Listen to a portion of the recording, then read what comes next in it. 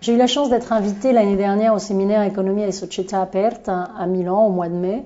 Et j'en garde un grand souvenir parce que je participe à de nombreuses rencontres européennes, mais j'ai rarement eu le sentiment d'une rencontre qui avait autant mobilisé sur place tous les acteurs de terrain avec des personnalités de premier plan, des experts. Ça avait un côté très vivant. Il y avait beaucoup de jeunes, d'étudiants de la Bocconi.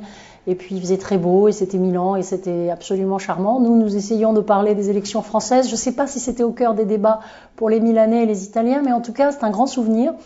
Donc quand l'équipe qui s'occupe d'économie et Società Aperta a cherché un partenaire en France, nous avons été enthousiastes au mouvement européen et nous avons aidé à ce qu'avec Sciences Po et les Échos, la société française se mobilise sur des sujets que nous partageons, qui sont des sujets d'intérêt européen.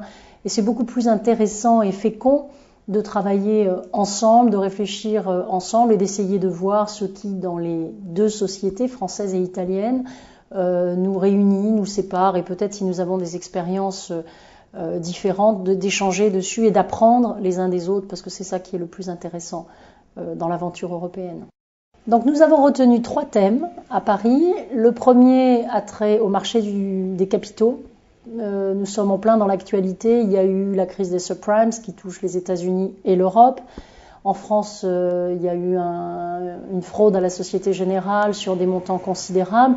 Donc le marché des capitaux, la libre circulation des capitaux en Europe sera le premier point de la journée du 12 mars. Ensuite, nous allons parler des évolutions démographiques qui touchent l'Italie et la France un petit peu différemment, puisque en France, il y a une fécondité qui reste un peu supérieure à celle de l'Italie, mais le vieillissement est le même. Donc qu'est-ce que ça signifie, ces bouleversements démographiques pour nos économies et pour nos sociétés?